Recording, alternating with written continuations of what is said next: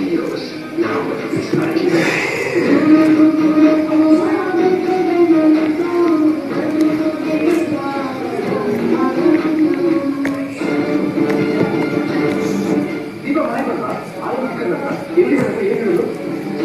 ತಕ್ಷಣ ಆಗ್ಬೇಡ ಆಯನ ಸಿಕ್ಕಿದ್ದಾನೆ